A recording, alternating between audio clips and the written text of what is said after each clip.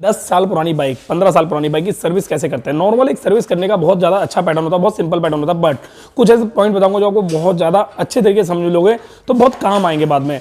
Start करते हैं, ज़्यादा देरी ना करेंगे। वीडियो को स्टार्ट करने से पहले चैनल को सब्सक्राइब कर लेना, वीडियो को लाइक कर देना, नीचे कमेंट करके बताना वीडियो कैसी लगी। ठीक है, स्टार्ट करते हैं। मान के चलो एग्जांपल के तौर पे आपकी एक एवेंजर गाड़ी है, एवेंजर 220 सीसी। अगर वो 10 साल पुरानी है, 2011, 12, 13, 14 मॉडल की गाड़ी है, अगर वो है और वो आपके पास पहली बार आई है, अब मैकेनिकों के लिए ये वीडियो खासकर है, अगर वो गाड़ी आपके पास पहली बार आई है तो उसकी सर्विस कैसे करोगे, किस तरीके से चेक करोगे, कस्टमर को किस तरीके से चेक करके बताओगे ताकि कस्टमर भी खुश हो जाए। कैसे करोगे? पहला पैटर्न क्या रहेगा? पहला पैटर्न रहेगा गाड़ी की प्रॉपर तरीके से बेसिकली एक रिपोर्ट बनाना। रिपोर्ट कैसे बनानी है? सबसे पहले गाड़ी की, देखो होता है कि कस्टमर हमारे को बोलता है गाड़ी की ट्राई लेने के लिए। अब हम गाड़ी की जब ट्राई लेने की कोशिश करते हैं तो उस वक्त हमारे दिमाग में ये चीज़ आती है कि यार इस गाड़ी में तो बहुत सारी कमियां हैं। अब हम घबराते हैं, यार इतनी सारी कमियों के बारे में हम कस्टमर को अगर बताएंगे कस्टमर तो भाग ही जाएगा घर पे। तो उस कमी को साइड में रखते हुए कस्टमर को खुश करने के लिए हमें किस तरीके से अपने आप को प्रेजेंट करना है सामने कस्टमर के, ये चीज मैं आपको बताऊंगा। पहली चीज, सबसे पहले गाड़ी की ट्राई लेना बिल्कुल बंद कर दो, बिल्कुल एकदम बंद ही कर दो ट्राई लेना गाड़ी की। उसका रीजन, मैं कभी गाड़ी की ट्राई नहीं लेता, ना ही मेरी टीम में कोई बंदा ट्राई लेता गाड़ी की। जब गाड़ी पहली बार मेरे पास आती है ट्राई लेता ही नहीं हूँ। बहुत रेयरली चांस है जब मैं मिसिंग की दिक्कत आ रही है, चलते समय कोई ऐसी परेशानी आ रही है, जब मिसिंग की परेशानी आ रही है तो गाड़ी की मैं ट्राई लेता हूँ। तो गाड़ी को अंदर लगाना है, गाड़ी स्टार्ट करनी है, उस गाड़ी की एक बेसिक रिपोर्ट बनानी है। रिपोर्ट कैसे बनानी है? सबसे पहले आगे का फ्रंट सस्पेंशन चेक करना है। कस्टमर को, सामने वाले को ये दिखाओ कि हाँ देखो सर आपकी गाड़ी की प्रॉपर चेकिंग हो रही है, उसके बाद आपकी गाड़ी में काम बताया जाएगा। कितना है आपके ऊपर डिपेंड करता है, आप कराओ या मत कराओ, या आपको कितना कराना है काम, जितना आपका बजट है उसमें कराना है, या आपकी कोई परेशानी तो नहीं है। जो परेशानी कभी होता है कस्टमर की ब्रेक से रिलेटेड परेशानी होती है और हम पूरी गाड़ी ओके करने के चक्कर में पड़े रहते हैं, तो ऐसा बिल्कुल भी नहीं है। अगर गाड़ी की कस्टमर की परेशानी है सिर्फ एवरेज की और वो कस्टमर आपसे बोलना चाहता है कि मेरे को मेरी गाड़ी पूरी ओके नहीं करानी, मुझे सिर्फ एवरेज सही करानी है, तो आपको क्या करना, पूरी गाड़ी ओके नहीं करनी, पूरी गाड़ी चेक भी नहीं करनी, सिर्फ एवरेज से रिलेटेड जो समस्या उसकी है उसे सॉल्व करने के लिए एक छोटी सी रिपोर्ट बनानी है। रिपोर्ट इन द सेंस क्या है? सबसे पहले आपको चेक करना है उसका स्पार्क प्लग। इसका स्पार्क प्लग अगर काला है तो उसका आप चेक करना है एयर फिल्टर। अगर आप उसकी गाड़ी इंजन का स्मोक कर रही है, मतलब धुआं दे रही है, स्मॉल मतलब बहुत ज्यादा ऑयल खा रही है, तो आपको बताना है कि भैया इसका इंजन का प्रॉपर वर्क होगा। वो भी एक साथ बताना है, ऐसे नहीं। काफी सारे कस्टमर को होते हैं बहुत ज्यादा परेशान हो जाते हैं, इरिटेट हो जाते हैं मैकेनिक की बार बार बातों से, जैसे कि सर आपकी गाड़ी का एयर फिल्टर खराब है, सर आपकी गाड़ी का ब्रेक शू खराब है, अरे सर प्लग के बारे में बताना भूल गया, प्लग के बारे में तो अरे सर आपकी गाड़ी तो कार्बोरेटर भी खराब है, अब यार शिट यार अब तो इंजन का कंप्रेसर वीक है। तो ऐसे करके कस्टमर को परेशान करना बिल्कुल बंद कर दो, एक बार में ही प्रॉब्लम को बता दो। कैसे?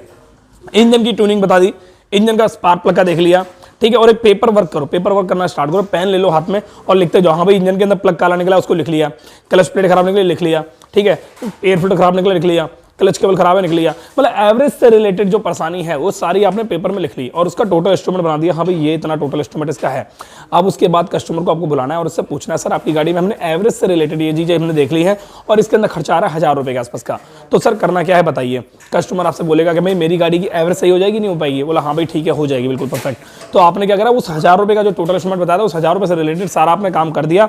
उसमें अब गाड़ी वाले बंदे का सिर्फ एवरेज से रिलेटेड काम खत्म हो जाएगा, टेंशन फ्री हो जाओगे। अब एक चीज और बता देता हूँ, यहाँ पे कुछ ऐसे ग्राहक भी होते हैं जो गाड़ी के अंदर आते तो है ठीक कराने के लिए और बोलते हैं कि मेरी गाड़ी एकदम ओके चल रही है, मेरी गाड़ी में कोई दिक्कत ही नहीं है, पर काम कराने के बाद बोलते हैं कि भैया यार पहले तो दिक्कत नहीं आ रही थी, अब देखना ब्रेक की भी दिक्कत आ रही है, यार अब तो चेन भी आवाज कर रही है, ये कर रहा है वो कर रहा है, हैंडल ऐसे वाइब्रेट कर रहा है। मतलब सर्विस कराने के बाद से उनकी गाड़ी में कमियां होना स्टार्ट हो जाती है, आना स्टार्ट हो जाती है, जबकि मैकेनिक सोचता है सामने वाला कि यार मैंने तो इतना कुछ किया ही नहीं। तो इसके लिए आपको बचने के लिए सिर्फ एक रिपोर्ट का काम करना है। एक रिपोर्ट बहुत ज्यादा जरूरी है मैकेनिक के लिए, और एक कस्टमर भी अगर अच्छे तरीके से चाहता है अपनी गाड़ी का काम कराने के लिए तो आपको अपनी गाड़ी की काम मतलब अपनी गाड़ी की आपको रिपोर्ट प्रॉपर तरीके से बनवानी है, ठीक है। अब मैं एवरेज को साइड में करता हूं ठीक है, एवरेज को साइड में करता हूं, मैं करता हूं गाड़ी की पूरी ओके कराना। मान के चलो आपके पास एक कस्टमर आया और वो आपसे बोलता है कि मेरे को पूरी गाड़ी ओके करानी है, पूरी गाड़ी को बताओ ओके करने के क्या लोगे।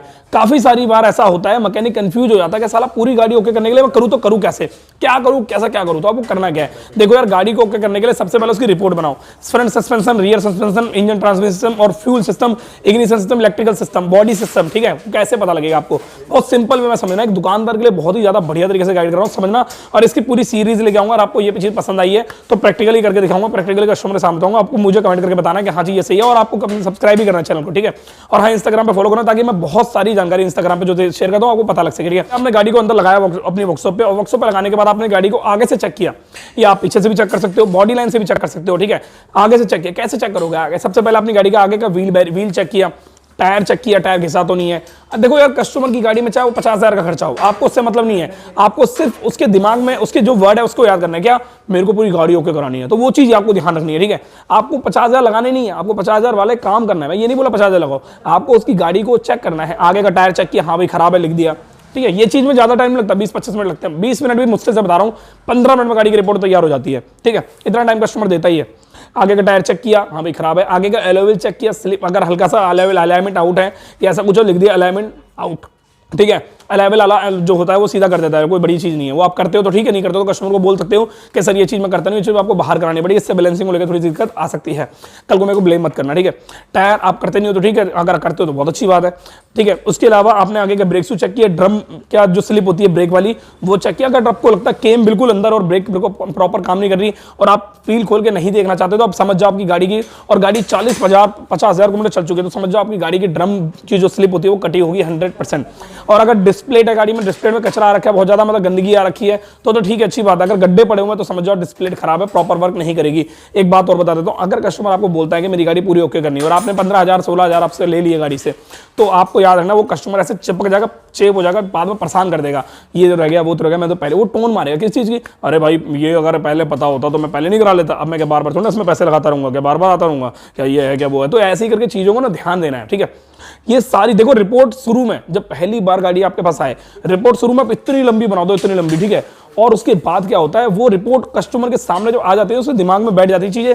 ये जो मैं बराबली बोल रहा था मुझे पूरी गाड़ी ओके करानी, ये इतनी ज्यादा है कि मैं एकदम से नहीं करा सकता, वो आराम आराम से कराता है। तो क्या होगा, आप जब इतनी बड़ी रिपोर्ट बनाओगे तो इसमें इतना काम होगा। अगर आप पहले ही पीछे पड़ जाओगे कस्टमर के, इतनी बड़ी रिपोर्ट बनानी, इतनी ही ओके करना, तो कस्टमर आपसे काम कराएगा ही नहीं। तो इसका आपको थोड़ा ध्यान देना है, ठीक है। एक बात और, यहां पर आपको आगे के टायर से लेके पीछे के टायर तक के बीच में जो भी चीज आती है हर तरीके से चेक करनी है। वायरिंग को रफली चेक कर लो, ठीक है, इलेक्ट्रिकल रफली चेक कर लो, ऐसे ही पता लग जाते हैं।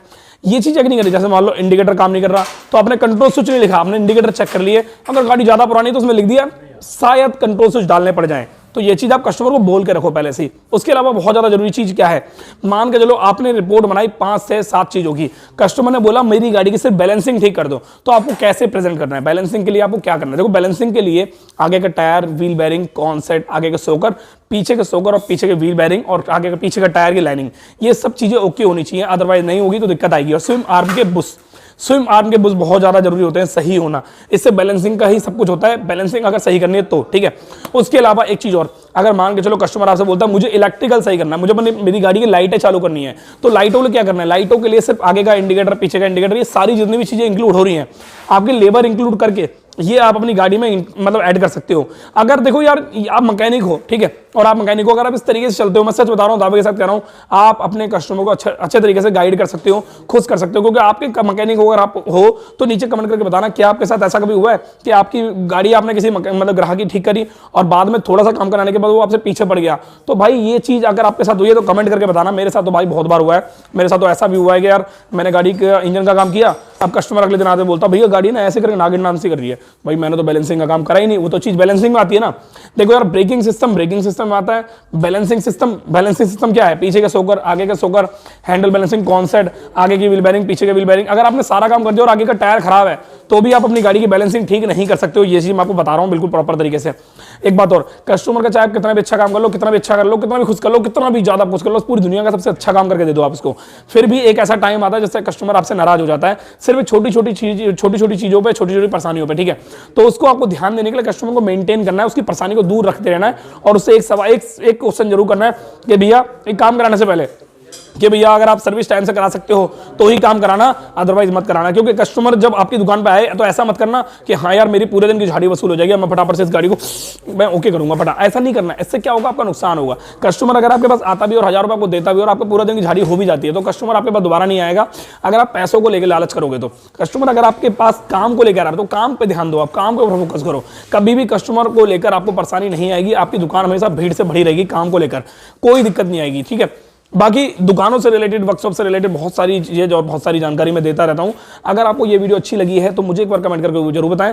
और 10 साल पुरानी गाड़ी की सर्विस करने के दूसरे पार्ट में मैं पूरा डीप बताऊंगा। ये तो मैंने आपको एक तरीका बताया कि ये जो तरीका आपको 10 साल पुरानी बाइक का सर्विस करने का है ये कैसे। सबसे पहला जो पार्ट है वो यही है कि आप अपनी गाड़ी की 10 साल पुरानी गाड़ी की सर्विस करने से पहले एक रिपोर्ट बनाओ।